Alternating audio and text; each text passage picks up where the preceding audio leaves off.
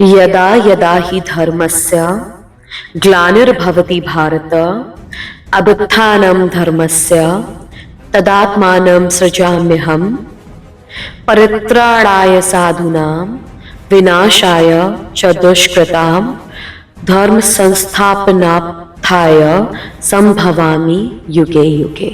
Meaning, O descendant of Bharat, whenever there is a decline in ethical principles and abundance of unrighteousness take form to it speak, I reveal my form as I appear in every millennium to protect the virtuous and the pious, to annihilate evildoers and re-establish the ethical society and the civilization. Hello, my lovely listeners. My name is Ghazal, and I today welcome you all to my podcast of Bhagavad Gita. And today we are going to talk about chapter 4. In the previous chapters, you learned about the transcendental knowledge and how Karm Yoga being the most important yoga of devotion. And today's chapter is called as Gyan, Karm, Sanyaas Yoga. So basically, in this chapter, Sanyaas is the only term which we are going to highlight towards the end of the podcast, because we are going to focus more upon how Lord Krishna reveals his presence and he gives Arjun an eye-opening wisdom. So, if you have heard my previous episodes wherein we spoke about, it started with Arjuna's delusion and then it further continued to transcendental knowledge and how Karm Yoga is being the most important act of devotion.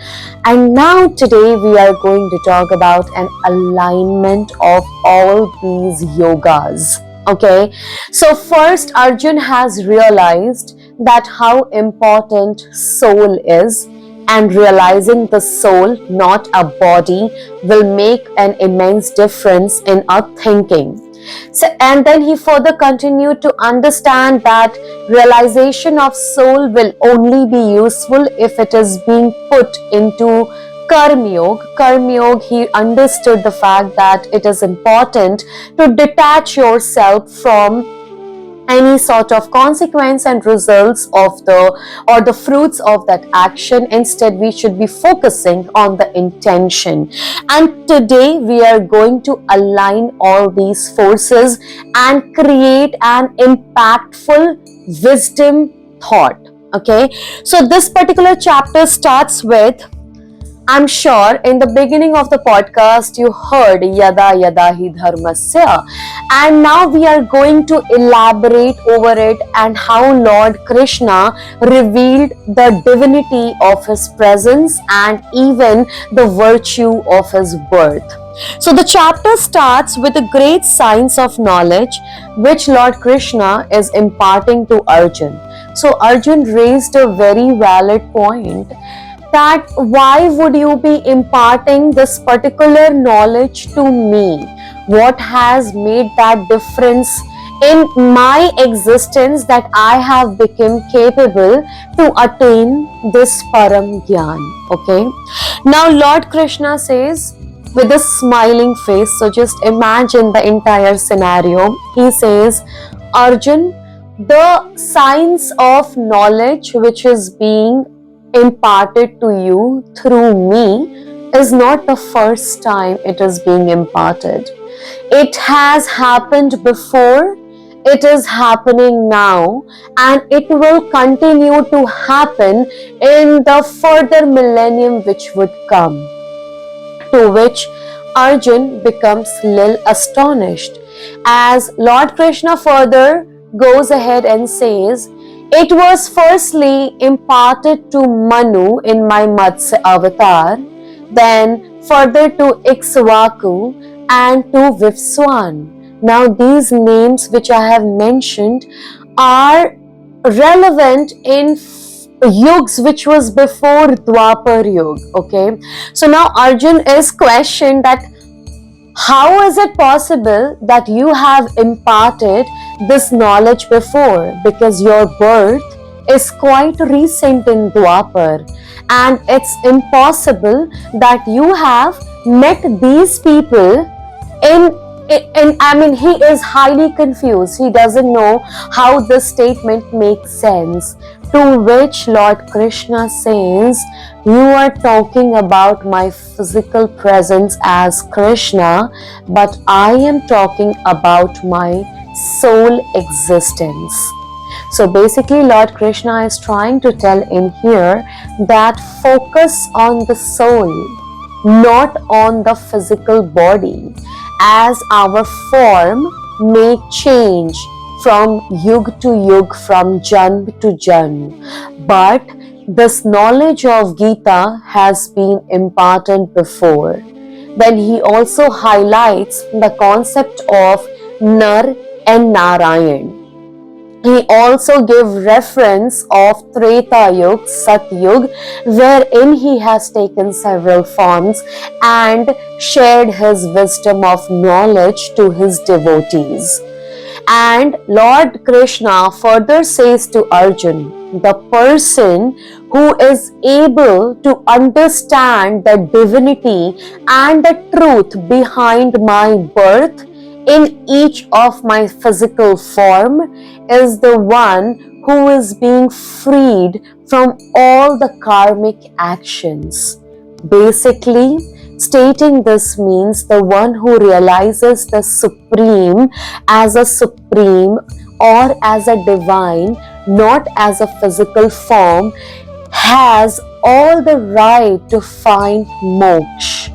Now in Vedas, moksha is being defined as dissolving with Paramatma. So when your soul, referring as Atma, combines to Paramatma, then you are free from all the karmic actions.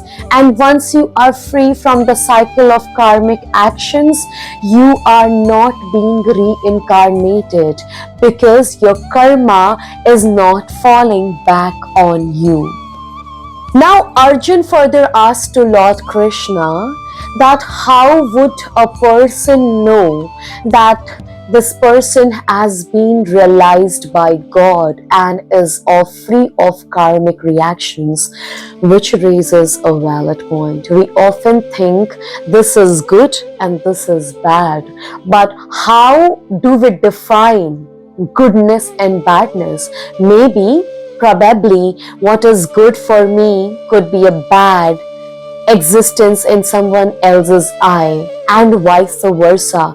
So who decides and how it is being decided that this particular being is being freed from all his karmic actions? Now Lord Krishna says, expecting nothing, having a content life, involved in karma by not expecting the repercussions and the fruit of his action, having control over his sensory pleasures, having a stable reaction in the event of happiness and sadness, understanding death, understanding rebirths, understanding the emotions of a other person, controlling all your sensory pleasures and constantly devoted towards me is a person who has realized God as supreme.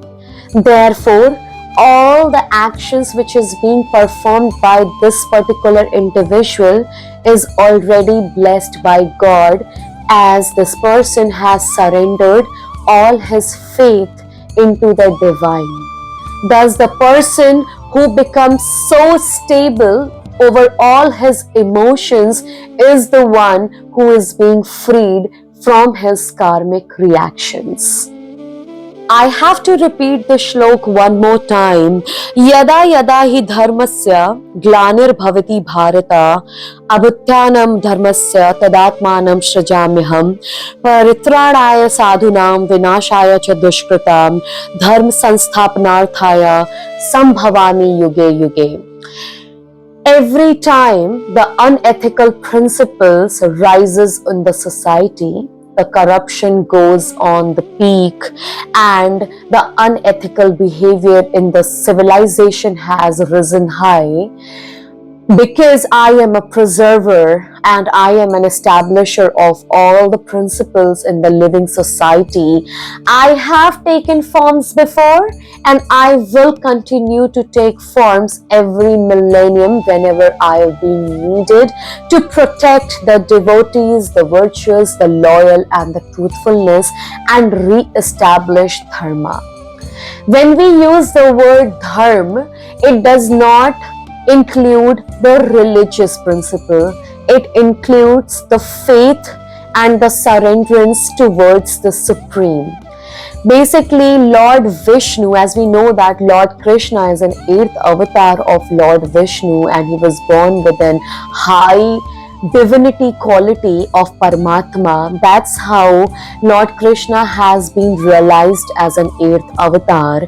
And then he continues to tell Arjun that after certain number of years, the unethical principles among the society goes so high that it becomes important and crucial to re-establish the entire living rules of a society to protect the righteous ones.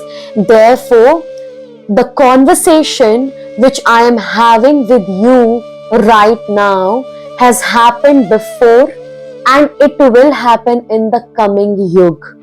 And then Lord Krishna says, and this is not the only dimension where this knowledge is being passed on. So you have to understand that here he subtly highlights the multiverse theory as well.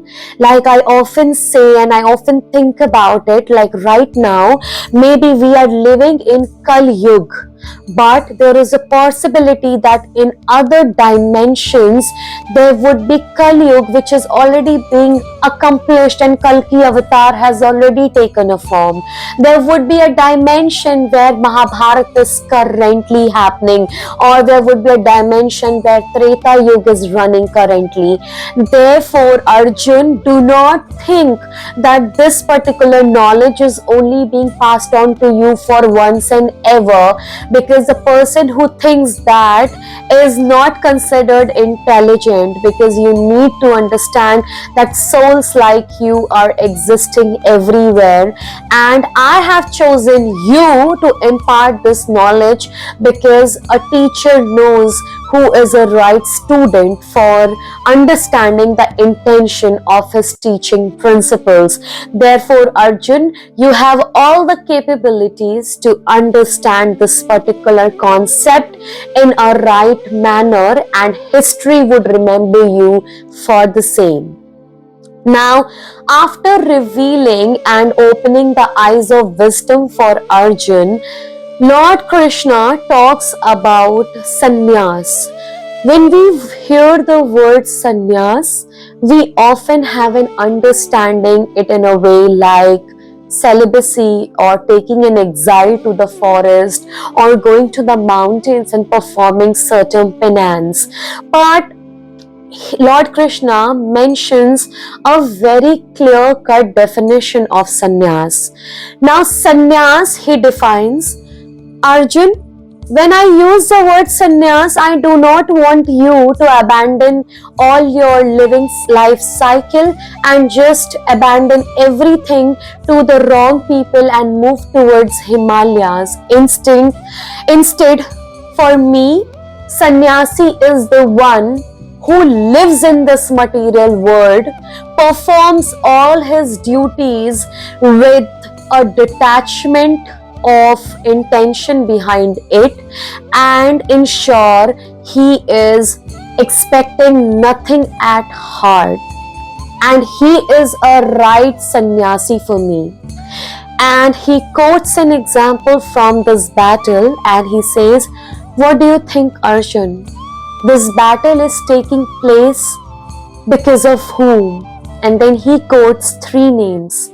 He says, this battle is happening not because of ignorance, but it is happening because right people ignored right ethical principles at a wrong time.